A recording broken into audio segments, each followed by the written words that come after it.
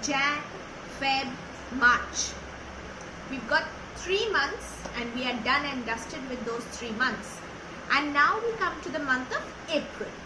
So, I would like to discuss about how one can keep themselves at an arm's length when it comes to toxic relationships. Now, toxic relationships are plentiful. You look around you, you will find somebody you know, your friend, your colleague, your, perhaps a family member who's going through a very difficult time because he or she is trapped in what we term as a toxic relationship. Now, toxic relationships are something which need to be really looked into. And how would one, protect themselves from these kind of toxic relationships? Usually, the pattern of toxic relationships is like this. The person says something, you feel insulted. Sometimes you let it go. Sometimes you develop a very hard exterior and you don't realize the detrimental effects of that particular insult. Later on it may hit you, it may never hit you, but you must remember that these kind of toxic relationships will definitely impact you as a person. So how do you deal with toxic relationships? Well, the first thing is you have to understand everybody is not the same. In life, you will encounter a lot of great, wonderful people and you will encounter a lot of terrible, horrible people you can't understand. So, what does it mean? How are you going to, actually reach out to yourself and protect yourself against these kind of people? Because they never really can say anything nice. It's always about finding faults with you. It's always about maybe, bringing you down. Even if you're trying your best, it's like, you're never good enough. And we all have those kind of people in our lives. Now, when you find you're getting claustrophobic in a toxic relationship, what you need to do is you need to understand first that that person is not in the right frame of mind.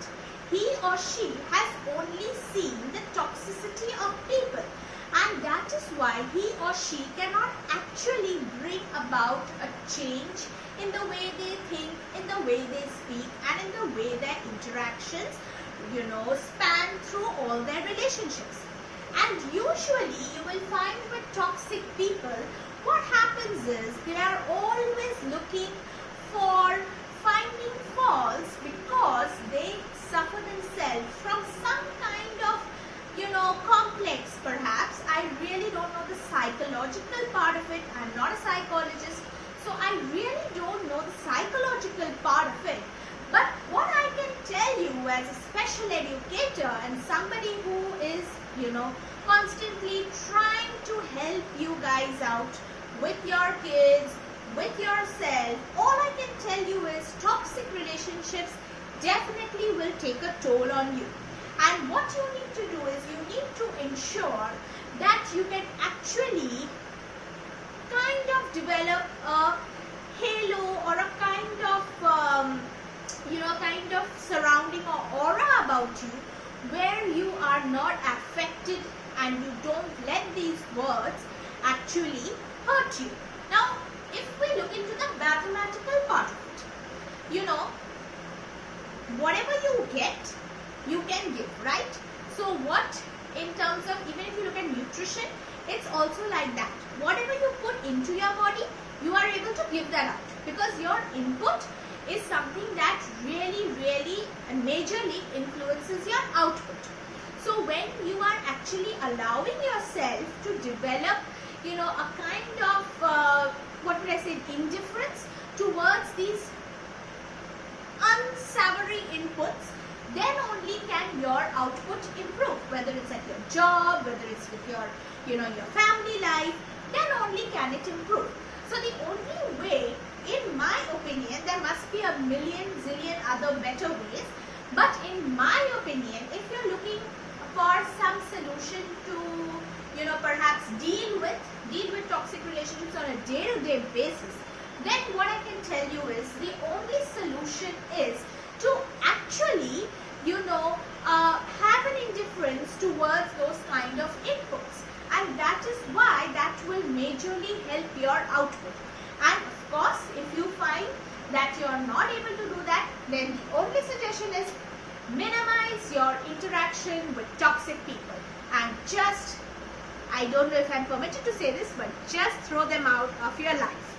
And if you can't, minimize the interaction to as nil as possible. Thank you for watching this video and stay tuned for the next one.